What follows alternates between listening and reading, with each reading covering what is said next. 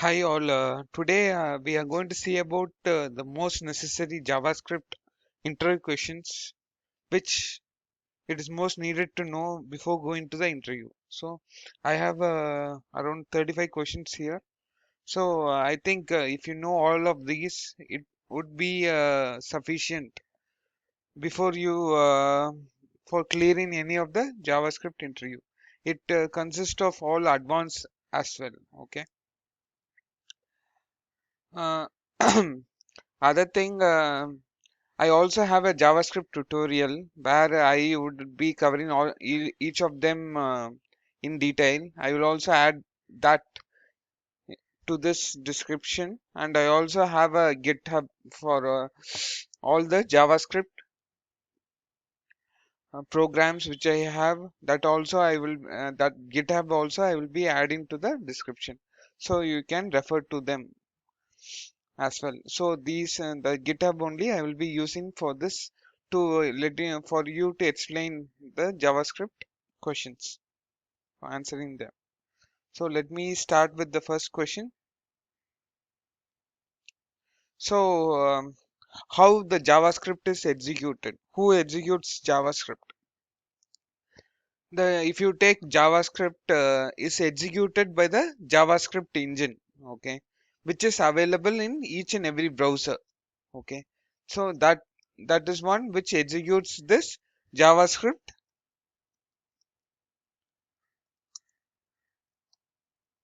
So this is the one which executes this JavaScript. This is the first answer. Okay, and the next one is which language the JavaScript is written. So I told that JavaScript is executed by this JavaScript engine, which is present in almost all browsers. So each of the browsers come up with their own JavaScript engine. Okay, so each of the vendor, that is Chrome, Firefox, or Opera, comes with their own JavaScript engine. So they write it in their own languages. So mostly it is written in C, C++, and maybe Safari in different language. So we can't say that. Maybe I will show you, explain that. Let me show you your slide to explain that.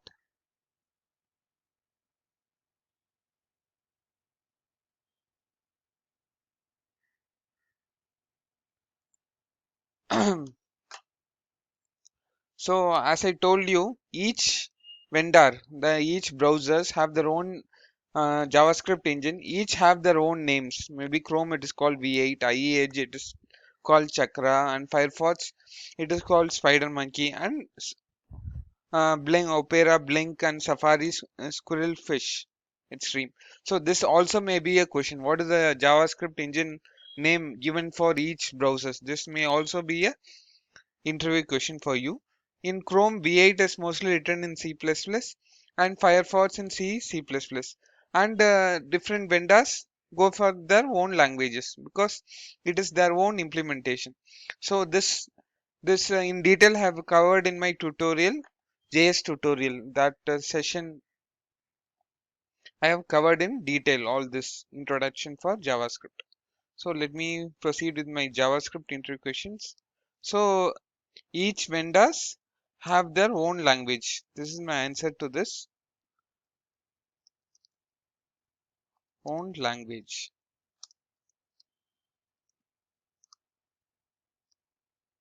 Each vendor I'm saying different browsers. This is my vendor here. Let me go to my next question. So my question is how JavaScript works by default. You once you open the browser in the console you are able to execute JavaScript. How it is possible? Because in Java and all you are actually going to that browser, you are actually going to that site, downloading the Java compiler, JRE, JDK, and then using that you are executing. But in JavaScript it works by default. If you go to the JavaScript any browser and go to console, if you start executing JavaScript it works by default.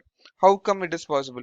This is because the JavaScript engine is embedded inside JavaScript engine written by each browser is already embedded inside the browser. Okay. Okay. So this is the answer to this. The next question is, this is the obvious question, right? So yeah, I'm saying that JavaScript engine is written by different browsers. It is not like Java is written only by Java Enterprise and we download from that site. But it is not the case with JavaScript. JavaScript engine is written by different browser vendors. But how come the Java we are writing a single JavaScript? Why we are not writing a JavaScript for Chrome, JavaScript for Opera, JavaScript for Firefox? Why we are having a same JavaScript and the same JavaScript works in all browsers? How come it is possible? There should be something which compiles what brings together all the vendors, right? JavaScript engine vendors, implementation of all JavaScript vendors. That is called as ES standard. Each of them write their JavaScript based on a standard. They follow a standard. This ES standard, if you take, it is actually proposed every year. Right now, I think it is in ES 9 or ES next, and every year they propose. Just because they propose, it doesn't mean it has been implemented in all browsers. All browser vendors try to implement, try to follow this ES standard. Maybe slowly in each update they will try to follow. Right now, if you see, uh, almost all browsers have followed ES6. ES6 is supported by all browsers, and they have started introducing features of ES7, which was introduced by ES standard. So, so we can never say all the browsers are in the same level. All the browsers have the same latest feature of ES. Maybe Chrome maybe is somewhat ahead. They might have implemented some feature, but Firefox might not have implemented some feature. So the thing which brings all together is called TypeScript. Okay, that is outside the scope. I'm not going inside TypeScript. Okay. The next question is, as I told you, JavaScript can't be downloaded. It is already present in all browsers. JavaScript, if you want to do it in server side, you can download it from Node website.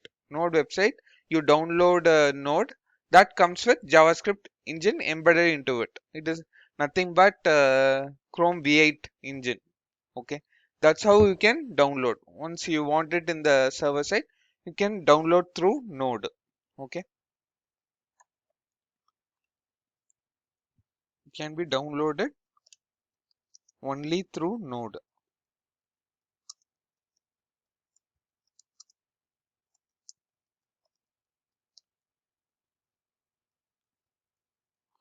For front end, it is already present in all browsers,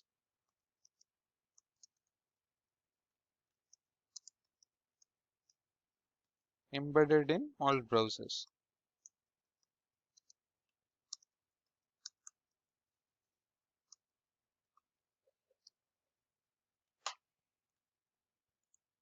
So my next question, it is an important question, right? What are the data types in JavaScript? Data types in JavaScript, if you take, just open my thing.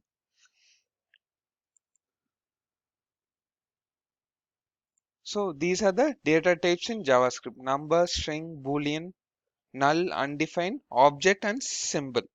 So you need to understand each of them separately. Okay. So this in depth I would have covered in data type session in my JavaScript tutorial. Maybe I will go fast here. So this number, string, boolean are all primitives. Null, null if you take, it is also an object. Undefined is a separate data type. Undefined is a separate data type which will be which will be given by the JavaScript engine, for which it doesn't know the value yet. So null is set by the user when he thinks he wants to set a null value. He wants to set a no value to something, you can use null. But undefined is set by the JavaScript engine. So object is another data type which we will be covering in the next question. Okay. So object is another data type, and we have also have symbol, which is the advanced data type which was introduced in ES6. Okay, these are the 7 data types. In my thing also I have data type something. Let's see that.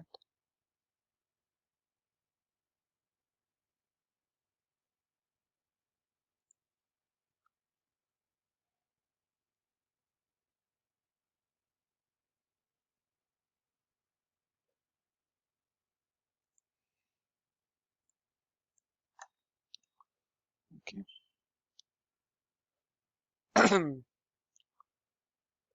Okay, just to, for you to understand, when you put var num equal to 12, the type of num will be number, something like that. So since it is a JavaScript has a it is dynamically typed, so we have the number for this. When you assign a value 12 to it, it will be number. Likewise, whatever you assign to that variable, that data type will be automatically associated by JavaScript. If you put a string is var str equal to abc, string will be associated with that data type will be associated with str. Likewise for boolean, and you can also assign null value, but you are not supposed to do undefined because that will be set by JavaScript when you don't give any value. When you assign like this, it will be a object type of obj will be a object. Okay, so let me move on to the next question. So what is an object in JavaScript? It is most important question. So this is a question where most of the people get confused. So object in JavaScript, you should not get confused with object in other languages like Java or .NET. Object in JavaScript is just key value pass. Understand it? Object in JavaScript is just key value pass, nothing else. Simply it is key value pass. If I go to Chrome, I can show you this. Object is nothing but whenever you say obj, if you say like this, now this is a object, nothing. It is an empty object. I have not put any key inside that, so it will be empty object. So you can also put any key there.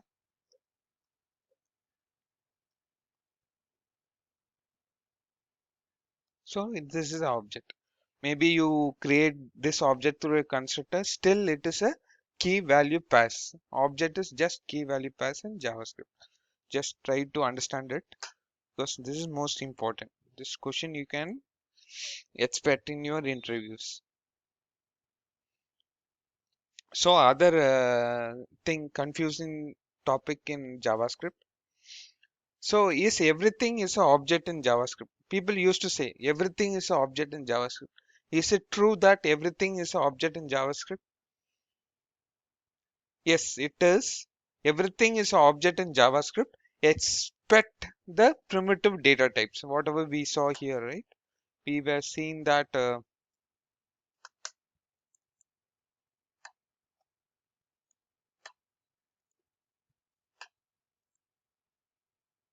we were seeing in this slide, right? The data types. Expect this primitive data types, number, string, boolean. These three are called primitive data types. Expect the three of them, number, string, boolean, and undefined also. Okay, undefined is also a data type. Expect primitives and undefined all are objects in JavaScript. Okay, understood? Expect, sorry, I'm putting accept primitives and undefined all others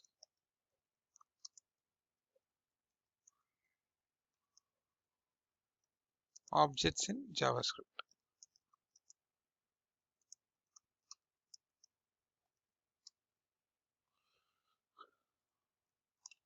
Okay.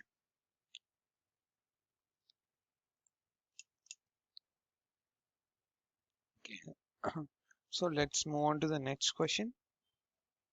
So other thing people get confused whether function and array, we have something called function and array in JavaScript, right? Whether that is also an object. Yes, it is. My previous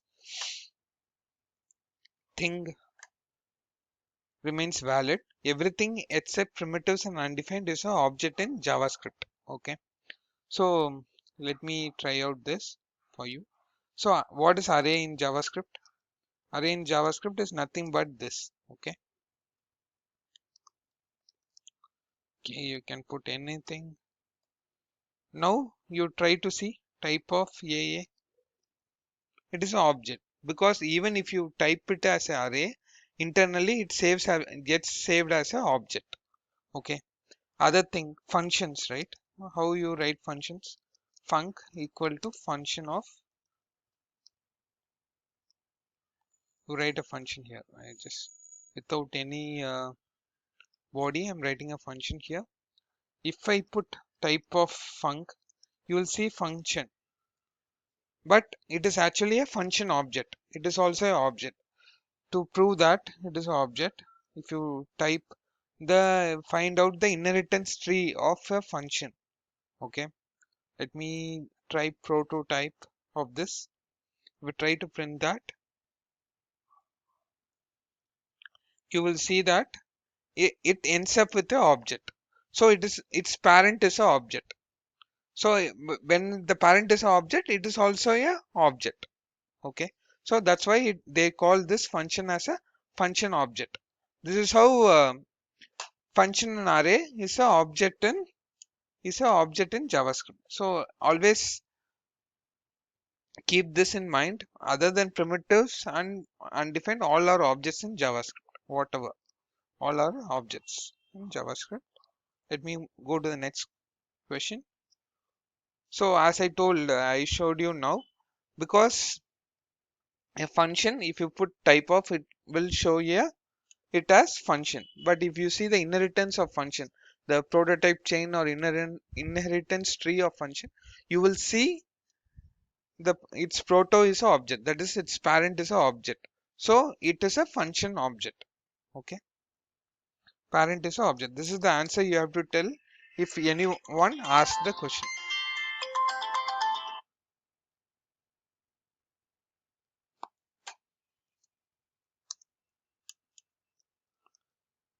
Okay, let me go to the next question. So this is something confusing. Maybe it is very important question whether JavaScript is single threaded or multi-threaded. Okay, so if you understand this, you will understand many concepts in JavaScript. Okay, so JavaScript is single threaded. I reiterate, it is single threaded. That's why asynchronous becomes very important in JavaScript. It is single threaded and it has a single stack. Okay, single threaded and single stack. It has a single stack.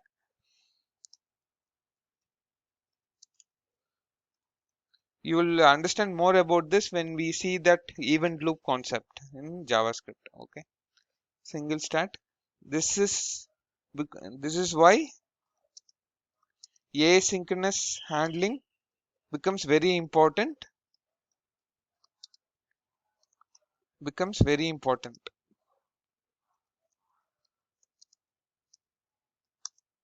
Okay.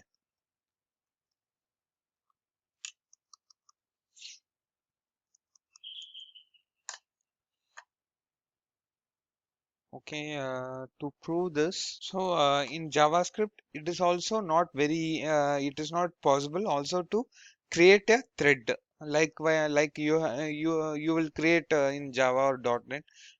by using new thread or something, it is also not possible.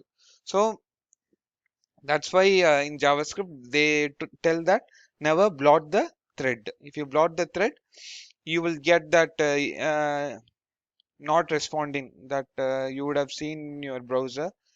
Yes, circle will keep on rotating, right? Not responding. That will come. So it is, that's why it is very necessary that we should handle all our events asynchronously.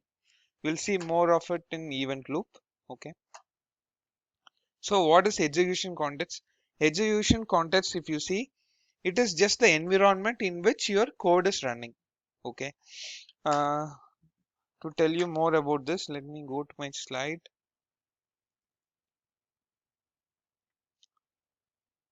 So it is the environment in which your code is run. Okay. By means of execution context only we are getting this windows and reference to outer environment. Okay.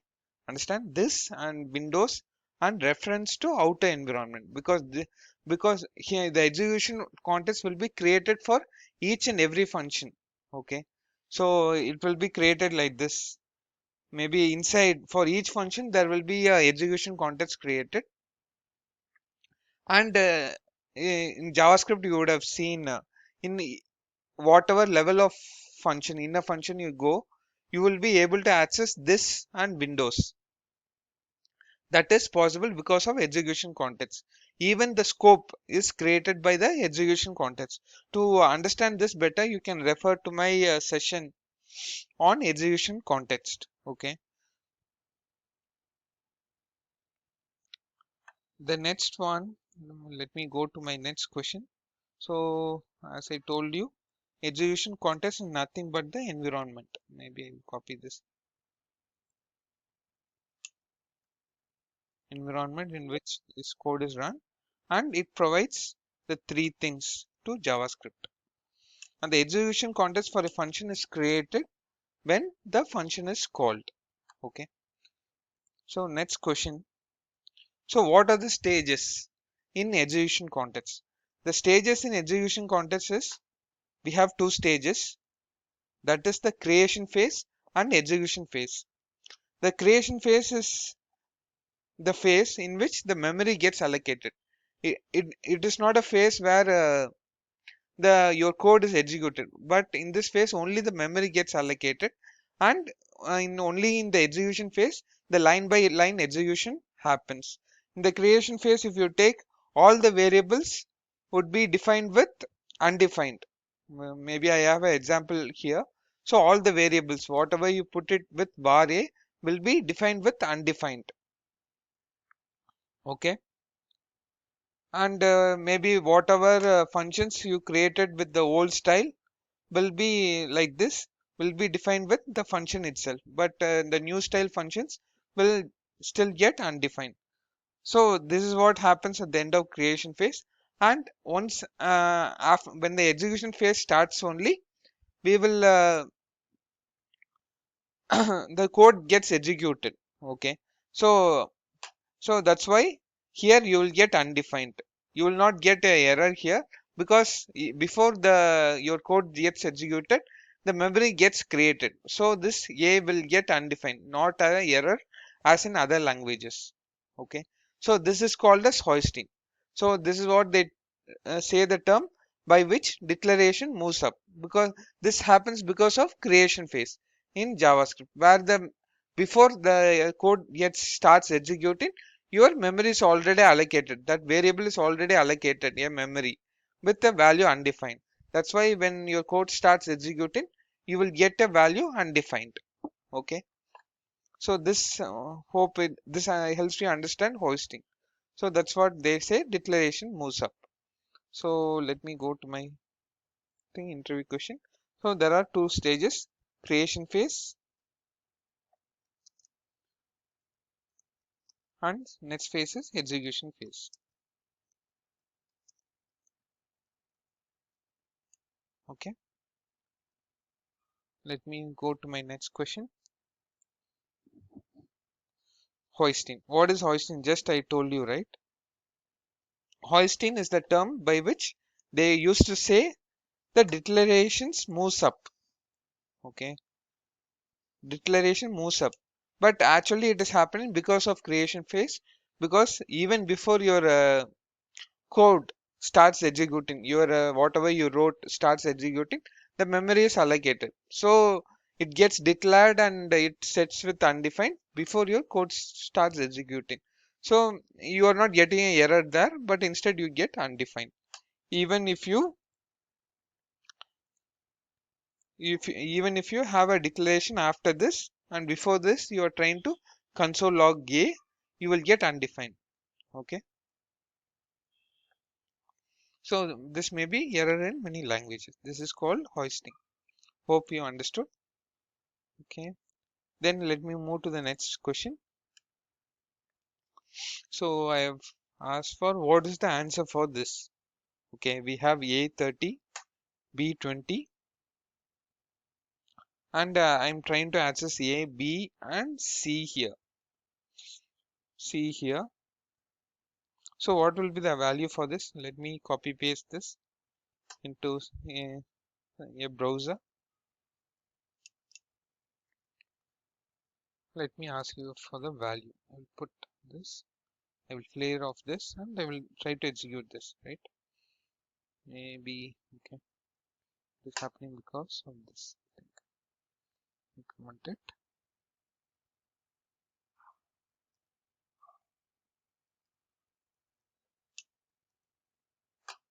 Okay. So you are getting, for A, you are getting 10, because before you come to this problem, I think it will be best for you to understand the execution context. Just see my session on execution context so that you understand the execution context. Here, what happens is, hope have this example somewhere here. Okay, something. So this is the problem there, I think. Yes, it is. So what happens with in this case is, when the function start execution at the end of creation phase for this func, at the end of creation phase of this func, what happens is, uh, a gets undefined. Maybe for this function I'm talking about. So at the end of creation phase of this function, a will get undefined, because for this function a separate execution context will be created and a global execution context will be anyway created. When the when the creation phase happens for this function, these two will already be assigned A30 and B20. Okay, when the creation phase this function starts, the execution phase of this global execution context would have got completed. So A and will be set to 30 and B will be set to 20. And when the creation phase starts for this, there is only one bar A here. So A will be set to undefined. So when the at the end of execution phase for this function, you will get A undefined here. When I try to print A, it will be undefined. And if you try to print A here, it will be 10 and B will be 20. Because A10 and B20 is taken from the parent execution context. Okay. It is actually 30, 10 and 20. I'm right. Okay. So A is taken from the local this function's execution context, and B is taken from the parent execution context, the global execution context. This is how we get that value. So likewise, this works here as well. A is taken from the local this function's execution context, so A will be printed as 10. B is taken from the parent execution context, the global execution context, so it is getting a value of 20.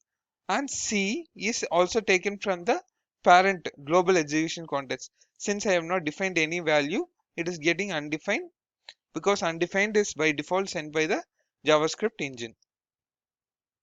So if I go back to my question, so the value for A will be 10 from the local execution context, B will be 20 from the parent global execution context, and C will be undefined from the parent execution context as well.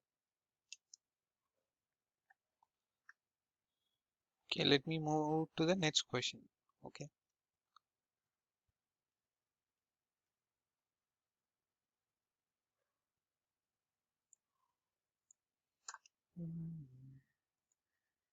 So next question is, what are scopes in JavaScript? Scope is nothing but the visibility of your variables. What scopes we have in JavaScript? You think it is we have only two scopes. Native JavaScript has only two scopes. That is, we have a local scope and global scope. Nothing but visibility of variables. Okay. So we can also say the border till which the variables are accessible. So we have only two scopes, local scope and global scope. Okay. Local is nothing but inside a function. Okay. Inside a function. When you create a function, it gets a scope.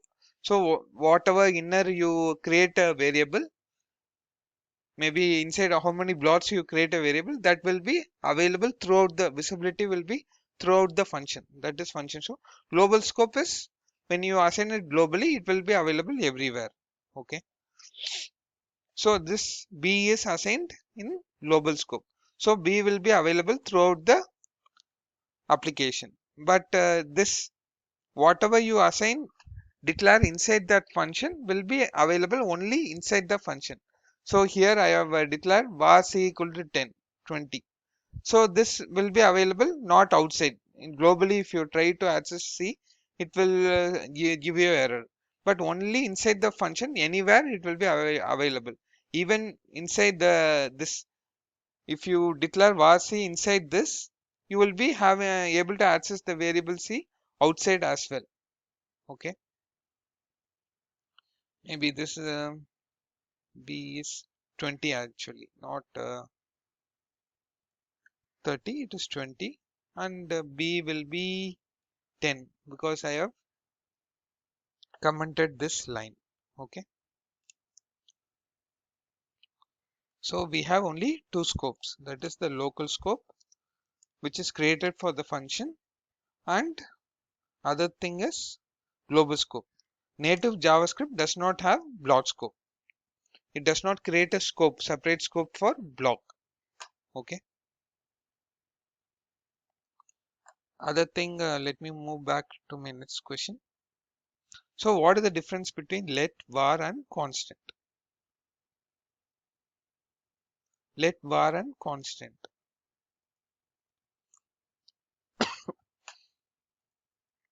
Let, var and constant. Let and constant was introduced in ES6 actually. Var, if you take by default, will have only function scope. If you do a var here, okay, if you put a var here, it will be available throughout the function. Maybe whatever.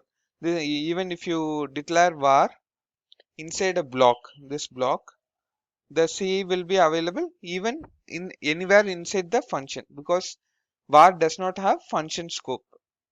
Okay, but let, if you substitute with let this problem, you will see that B is not outside available outside this block because let does not have block scope.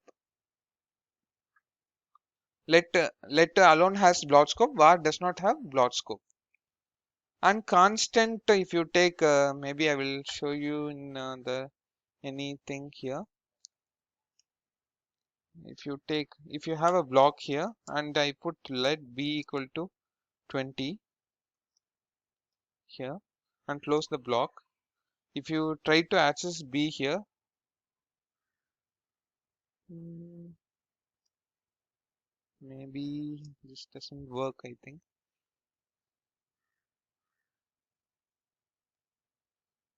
I want to say about constant, right?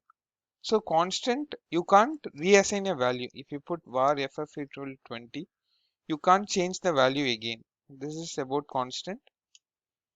And other difference between var and let is you can say var a equal to 10 and you can reassign with var itself a equal to 20 it will not throw error. But if you do the same with let, it will throw error. Let is already defined, you can't do that. Okay, I will make it C. Okay, let me do gg equal to 10. You can't say the same thing. Let gg equal to 30. You can't say. It will throw error. It will throw error that gg has been already declared. So once declared, you can't use let again. So this is another difference with let. So the difference is let alone has blot scope. If you put the blot scope, okay, and it will not allow you to redeclare. No redeclare.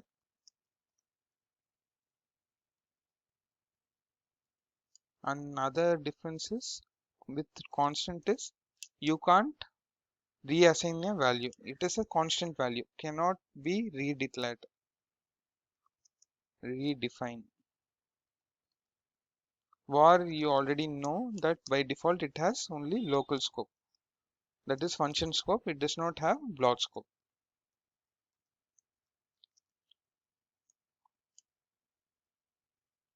So I think I will maybe try to understand, make you understand with the simple, the let alone. I will try to understand, make you understand with this example.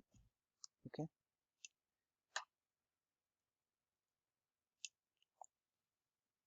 So if you take here, the let b is within this block, the for loop block, right? Let is within this block. Okay. So as per what I told you, it has blot scope. So it should not be visible to this B. So we should be getting a error here. Let us try to execute that. Okay, we are not getting error because this B is taken from the parent context. You will get error if only if B is not available in the parent context. Maybe I will make the parent context as C. Now if you try to execute,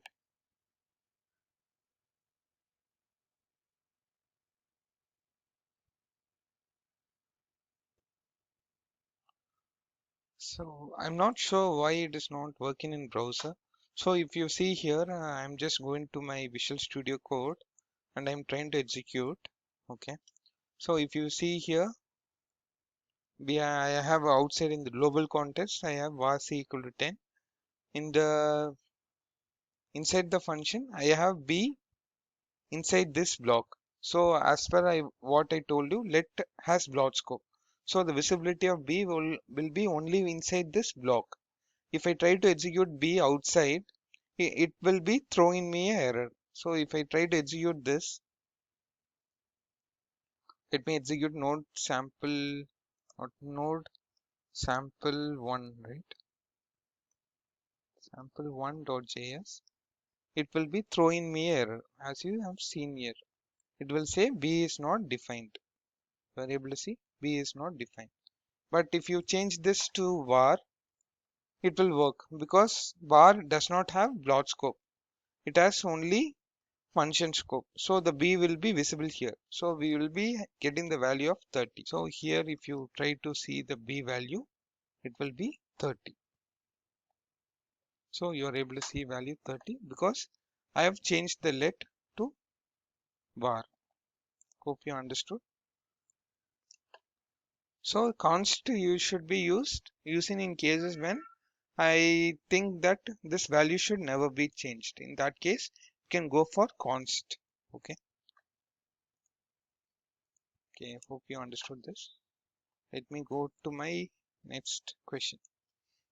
So this is a duplicate question. So I'm moving to the next question. Is blot scope supported natively in JavaScript? No, it is not natively supported because till ESY we didn't have let. Okay, we had only var. Var supports only global scope and local scope. So it will not support blot scope. Okay. So the answer is no. So when anyone asking you a question, you tell it clearly that till ES5, blot scope was not supported, but with let the blot scope has been supported. Okay.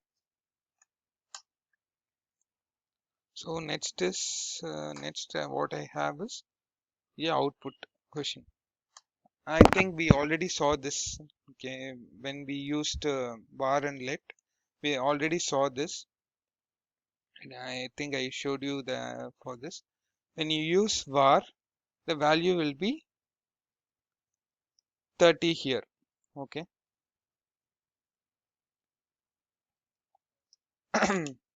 When you use var, the value will be, since it is 30, it is supports no blot scope. So when you have a var b equal to 30, even inside the function, anywhere, if you try to access b, it will be visible and you will be able to see the value 30.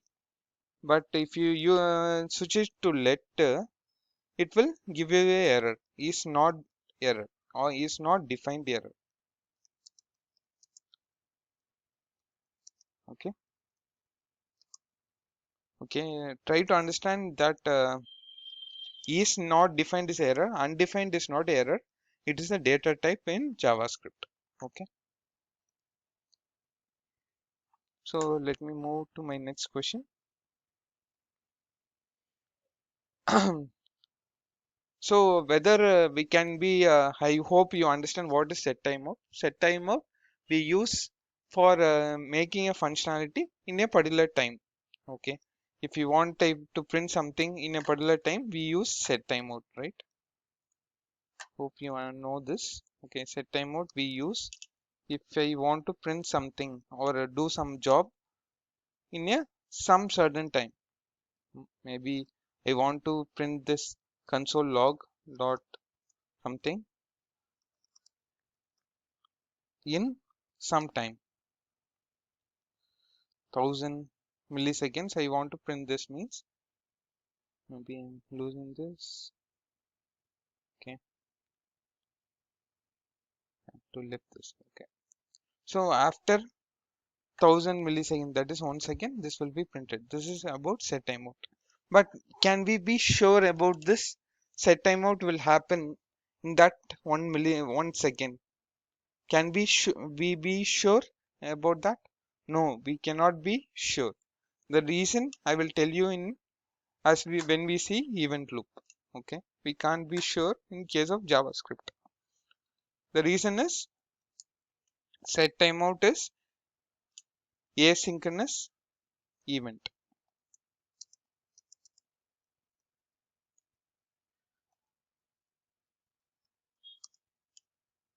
Okay, this is the basic reason. You will understand more about it when we move about with event loop. That's our next question. So what is event loop? Why we need event loop?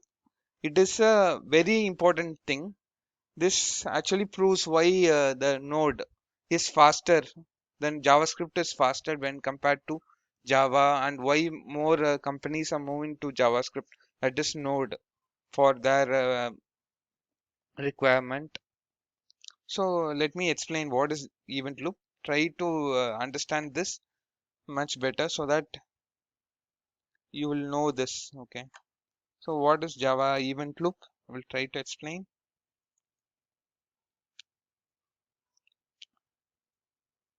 So as I already told you, JavaScript is single threaded and it has only single stack. Okay. Just see through this program. Try to understand what will come first and what will come second and what will come third. If you see through this program, you may guess that event 1, event 2 and event 3, because in the set timeout I have given 0 milliseconds. You may think in that direction, 1, event 2, event 3, but it does not happen in that way. It happens the event 1, it will move through output and browser, and event 2, when it comes, it will given to the browser API. It will be given to the browser API, and JavaScript engine will go to the next next line next code. It will not wait for set timeout to come out, because the JavaScript engine, when it sees something as asynchronous, it will just give it to that and go to the next program. It will not wait for it to return. Okay. So the even 3 will go to the output, even 3 will be printed. The browser API, set timeout belongs to the browser. Normally we used to do windows dot set timeout. So it belongs to the browser. So once this set timeout, the browser will execute the set timeout after the time is elapsed. That is zero. Here I have given 0 milliseconds is elapsed. The browser API will give the callback to the queue. Whatever the function is there, it will be given to the queue. Okay. It will give to the queue. It will not move directly to the stack, but it will give it to the queue, and it will, because in the stack only everything, every code comes and gets executed. When it is in the queue, nothing gets executed. But it will move from the queue to the stack only when the JavaScript engine does not have, the stack is empty and it does not have any synchronous job to be done. So now, since the stack is empty, the callback will go to the stack now. Then only it will get executed, move to the output, and even 2 will get printed. So understand, all the asynchronous operations in JavaScript goes through this event loop. It will be given to that respective APIs, maybe third parties or whatever. In this case, it is browser APIs. It will be given to that, and JavaScript engine will continue with its next line of code. Okay.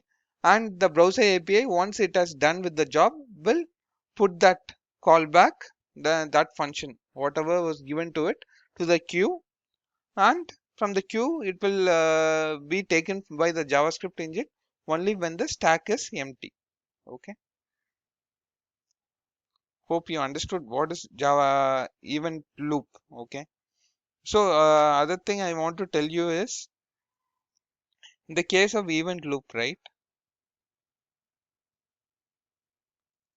Event loop, if you have any synchronous operation after this event 3 that will be completed, then only event 2 will be printed, because still this is completed, the stack will not be empty, so this job will never be taken, this callback will be never be taken by the JavaScript engine. Just I will just try to execute this and show you. If you take node event loop.js, you will see that maybe this much is not needed for you. Okay. If you try to execute this, you will see that only after this 1000 till 999 gets printed, the event 2 is getting printed, because only after this the stack will get empty, and then only the event 2, that callback, will be taken by the JavaScript engine and it will be executed in the stack. Okay. Hope you understood the event loop. Okay. So Node.js is said to be faster, and you would have heard that many companies are moving to Node from JavaScript, from Java or .NET, because the Node, if you take, it has only a single stack. It has only a single stack, and everything gets executed by the single thread. So in Java and other many languages, you will create the threads, and the threads will take some of its memory. But this single thread will have all its memory to execute your code. So the Node.js is said to be faster because of this event loop concepts, event loop and single thread. It has a single thread, single stack,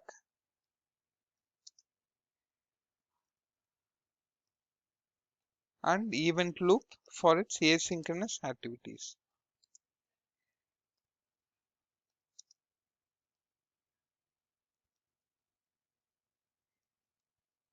Event loop for all its asynchronous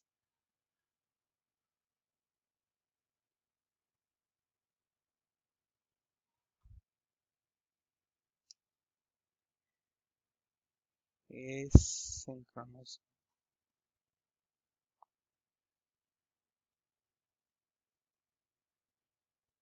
actions. Sorry for this.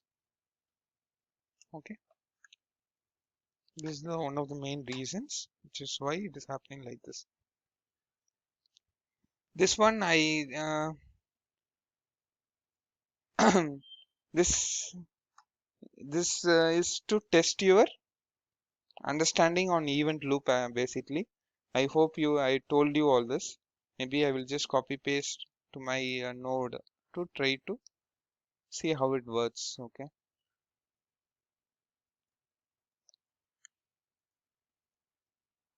you may be given many programs like this to test your knowledge actually.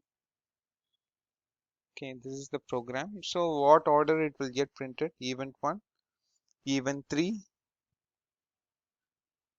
So it will get printed in event 1, then it will be event 3, then it will be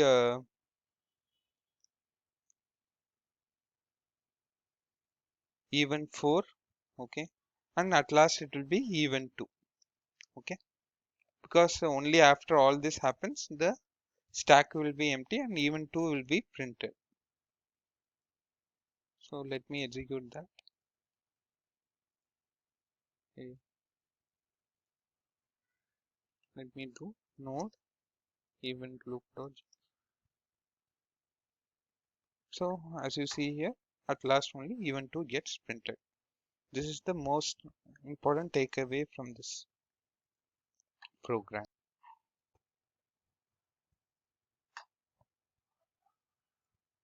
So let me start with my next question. What is a closure? Closure, it is a very important question in terms of JavaScript. So you can expect this question in your interview. There are more chances you will be getting this question.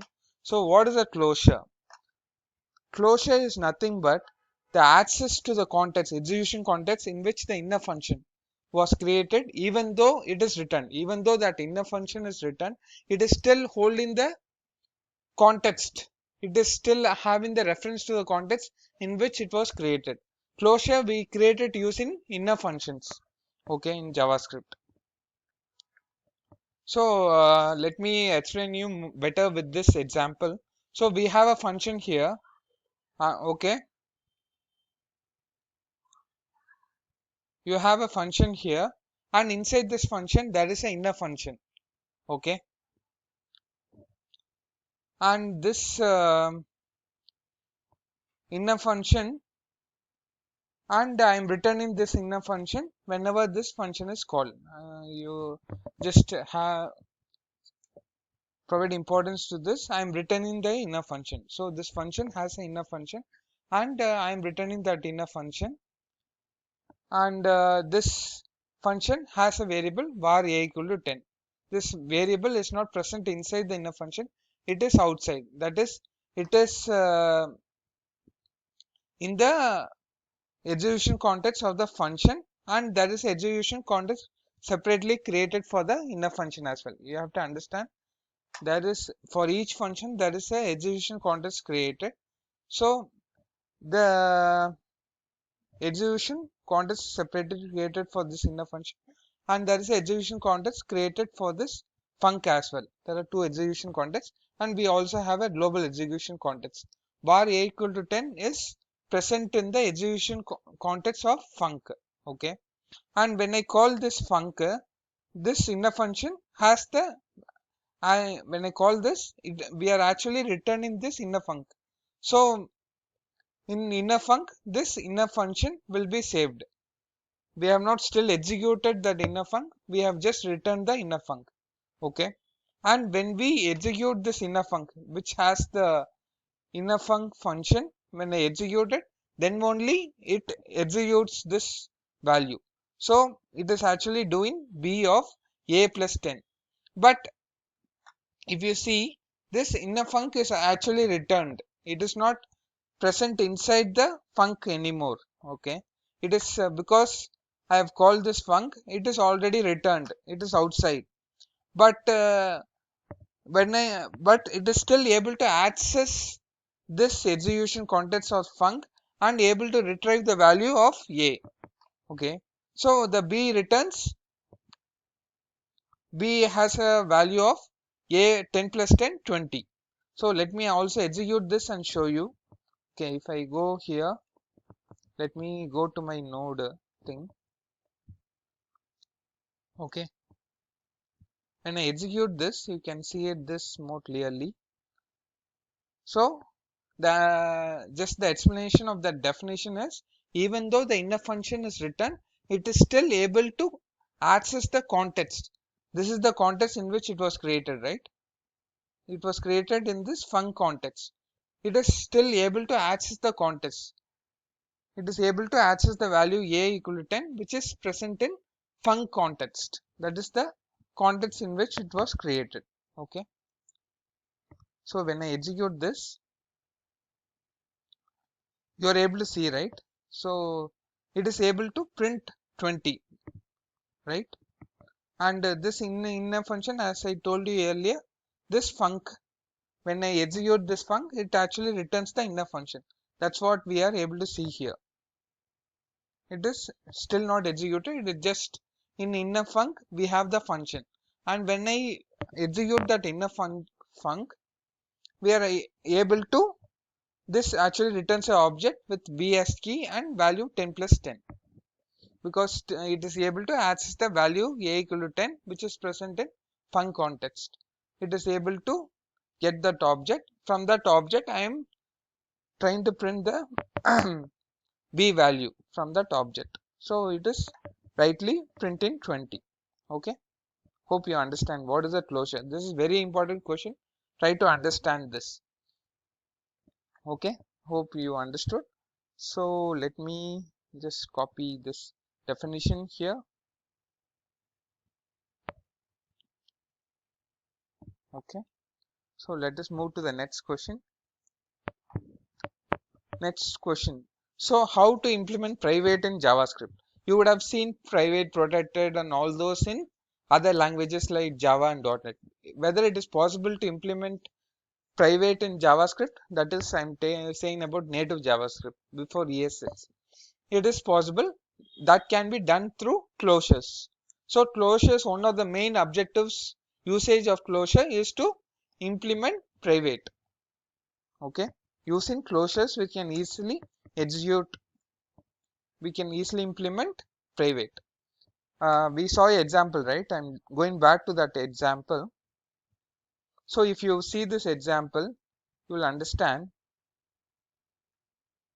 So here in this case, this var a equal to 10 is like a private, because none other than this inner function can't access this value var a equal to 10. It is like private. Okay, and only through the inner function you can access the private variable here. Okay, it is like a private, right? So this is like a public function through which you can access the private value a equal to 10. So this is how you can implement private in closures. It is like a public function, so only through the public you can access private, and none other than the inner function can't access the private value. Only through this you have to access the private value.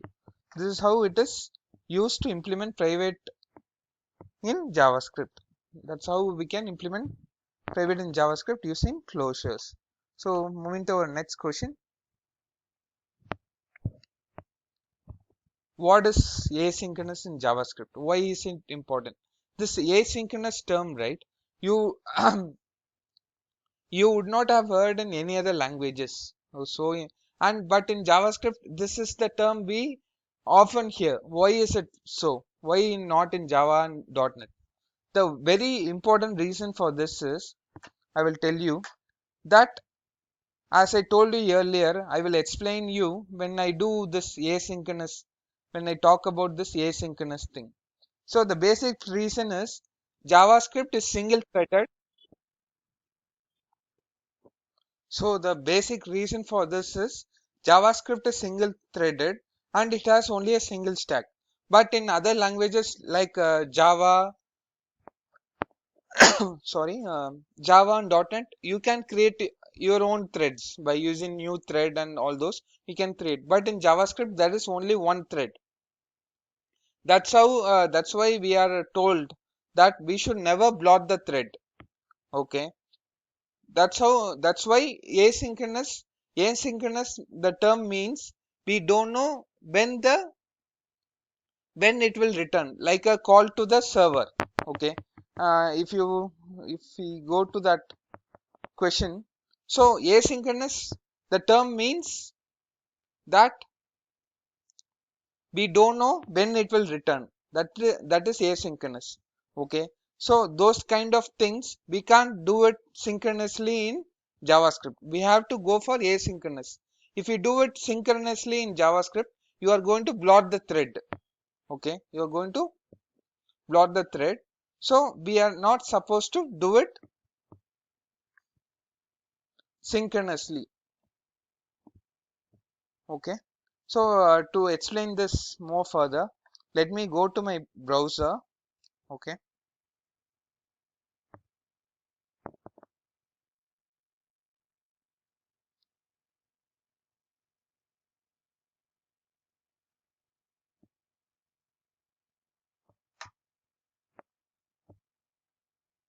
So let me, what I will do, I will try to print something for 10,000 times. Okay. Let me print a for loop for 10,000 times. So when I do that, actually I'm blocking the thread. Okay. And when I block the thread, you can't do any operation in your browser. Likewise, now I'm able to click on these icons, right? When I click on this, it actually goes somewhere. But when I block the thread, because this tab has only one single thread, if I'm going to block the thread with some process which runs for some time, then I will not have any other thread for doing any other operation. Okay. So let me do a for loop which runs for 10,000 times. Okay. If I execute this, what will happen? This process will occupy the thread. Actually, I'm blocking the thread, and no other thread will be available for doing any clicking operation. Okay. So if I execute this, you can see I will not be able to click on anything. It will all become not responding. So this is the point when you get that not responding in JavaScript. So that's why it is very important. Asynchronous handling is very important in JavaScript. Okay. So for that asynchronous handling only, we have something called callback and promise and observables in Angular. Okay. Hope you understood why asynchronous is important. Asynchronous handling is important so that we don't block the thread. Asynchronous, the term means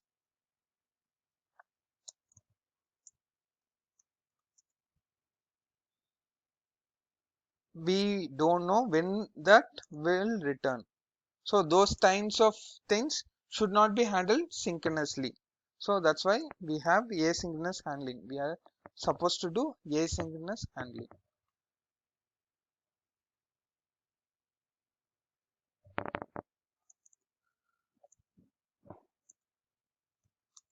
When it will return. Okay. So let's move to our next question. So ways to handle asynchronous in JavaScript, as I told earlier, the ways are by using callbacks, by using promises. From callbacks, promises evolved because from callbacks had some issues, and the observables in Angular and other languages with React.js, React.x. Okay, so these are the ways to handle asynchronous in JavaScript. Okay, so as I told callback why it is used. Let us see now what is a callback.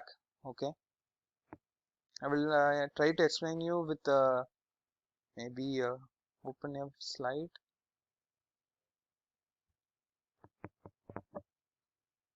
So in depth you can refer to my session. I will just go brief here. So callbacks, as you know, functions are first value objects. It is also an object. So what are callbacks means? Callbacks are just functions which are sent as parameter to another functions. That is callback. Okay. So without callbacks, if you do it, you have to wait for that callbacks. Let me explain you with a example so that you understand better. So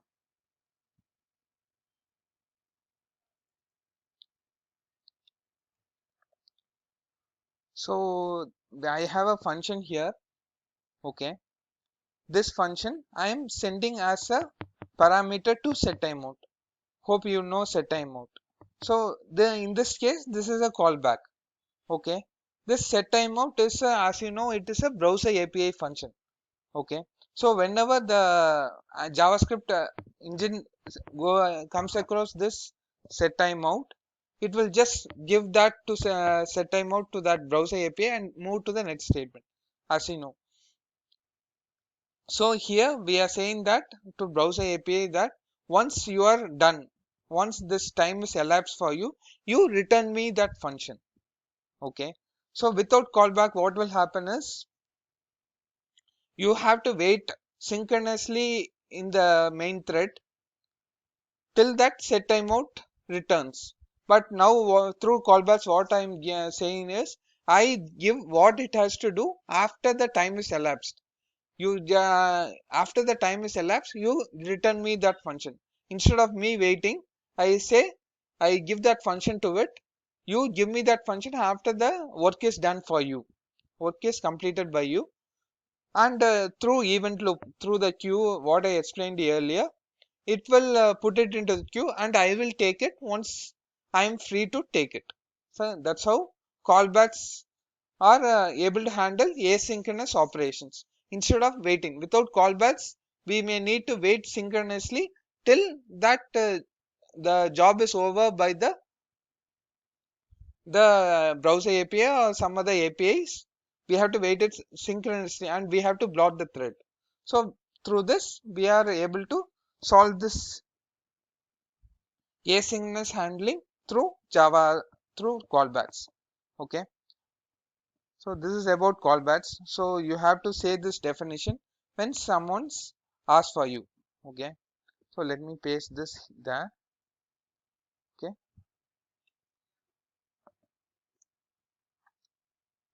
so let me go to the next question.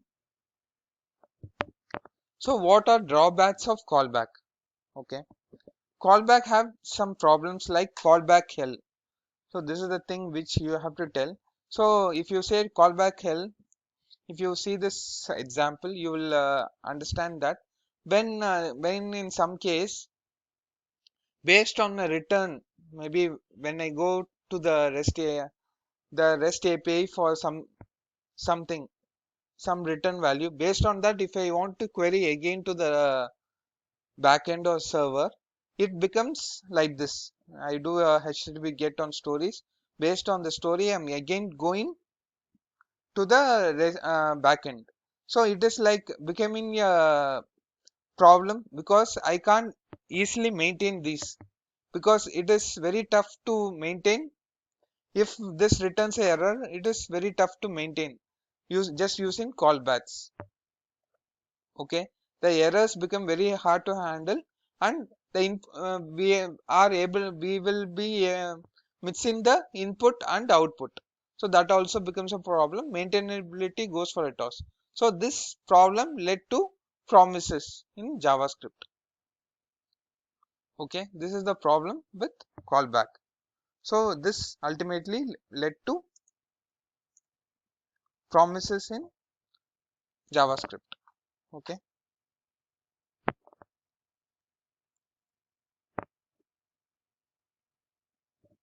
what makes promise better than callbacks? Because if you take a promise, okay,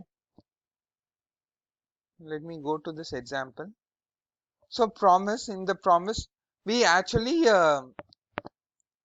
we will be able to divide the input and output easily. Okay, if I'm going for a promise, based on the value we can easily divide the success case and failure case easily in case of promises. Okay, but this is not possible in the case of callbacks, because this will get executed if it returns error, and if this will get executed if it is success. This will be easily handled in case of promises in JavaScript. Promise, you can maybe I will add up with this, maybe part 2 of this interview questions, or you can refer to my session to understand more about promises. Okay.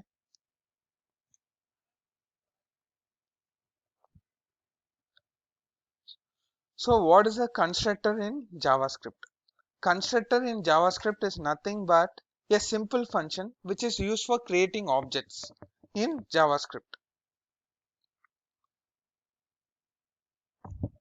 So constructor, if you see, it is just a simple function, okay, which is used for creating object in JavaScript. So there are some rules for that. Whenever you want to create an object out of the function, you have to use new, and this has to be used for initializing the values, the keys in the object. Here, right here, I have 3 keys in my object: name, age, and book. And we have to capitalize the constructor function because to differentiate with the normal functions. So constructor in JavaScript is nothing but a simple function which is used for creating the object. Even though I say it object, it is the same key value object. Instead of creating like this, like a key value path, I create it using a JavaScript function. But ultimately, it will be a key value function, even though you create it through the constructor. But it has some benefits, like it will help you when you create it out of a constructor. It will help you in creating the inheritance prototype or inheritance tree, prototype chain or inheritance tree. To set up that inheritance tree, it will help you. To understand better on this, you can refer to my session. Okay, let's move on to my next question.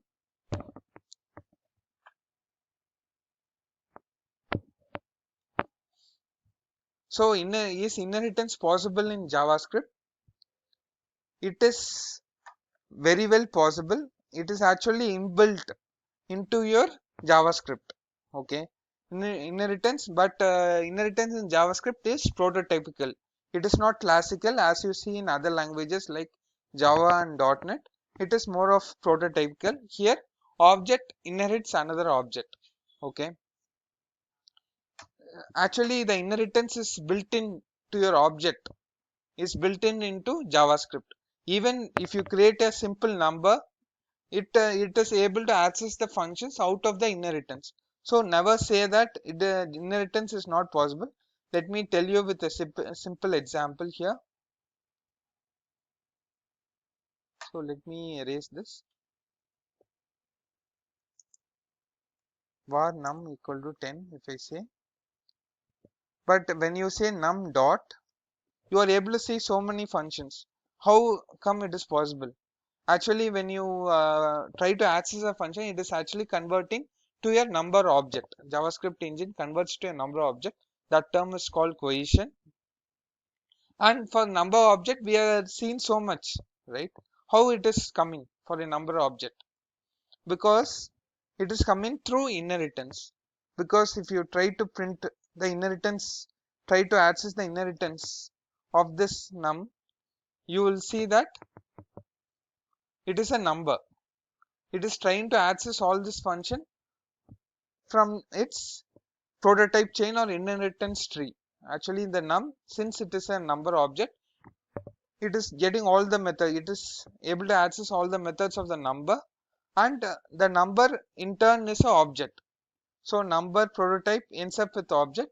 So when you put number dot, these are all object methods and these are all number methods.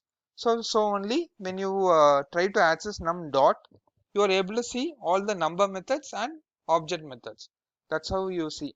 This is applicable for all things like number, string, object. It has its own method, string. So actually inheritance is actually built into JavaScript, and you can yourself create your own inheritance or prototype chain yourself as well. Okay, that is also possible. You can refer to my session on constructor for understanding this better. Okay. Okay, let me move to my next question. So what is prototypical inheritance? That's what I explained to you now. It is maybe I will say yes to this. So prototypal inheritance, and that's what I explained you. In JavaScript, it is not classical, it is prototypical inheritance. So here object inherits another object. It is not, we don't have a class in JavaScript. It is an object inheriting from another object. When you create an object, number is actually a number object. It inherits from a number object that inherits from an object. Okay, it is prototypical. Whatever we have inheritance we have in JavaScript is of prototypical in nature. Okay.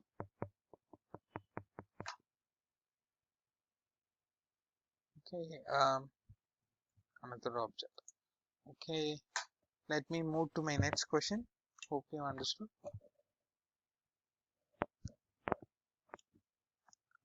Other big thing how it differs, JavaScript differs in other languages is the prototype, right? The child what you create, the child you create from the parent.